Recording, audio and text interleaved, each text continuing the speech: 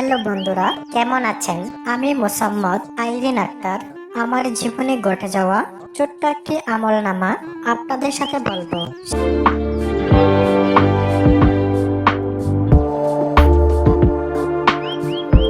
শীতের সকালে ফ্যামিলির সবাইকে চা খাওয়ানোর জন্য আমি সবার জন্য চা তৈরি করি এবং সবার ঘরে চা পৌঁছিয়ে দেই। তাই ধারাবাহিকতায় আমি আমার বাসরের রুমে যাই, কেননা আমার ননদ বাড়িতে ছিল না, আমার বাসরের বউ বাড়িতে ছিল না। তখন তার চা নাস্তাটা আমি নিয়ে যাই, কিন্তু রুমে প্রবেশ করে আমি চমকে উঠি, কিন্তু কেন?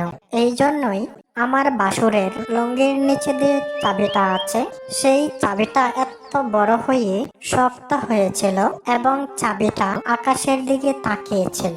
আমি তো দেখে অবাক হয়ে যাই, কেননা আমার স্বামীর এটা এত বড় না। তাই তখন থেকেই এক প্রকার আমি লোভে পড়ে যাই, কখন আমার বাসুরের চাবিটা আমি নিব। তখন থেকে আমার মাথা তার ছেড়ে যা। আর তখন আমি মনে মনে ভাবি, কেন যে আমি এভাবে তার রুমে গিয়েছিলাম। আজকে দুজি দরজায় এলান দিয়ে দরজা নক করে প্রবেশ করতাম, তাহলে এইসব ঘটনাটা ঘটতো না। আশা করি বুঝতে পেরেছেন।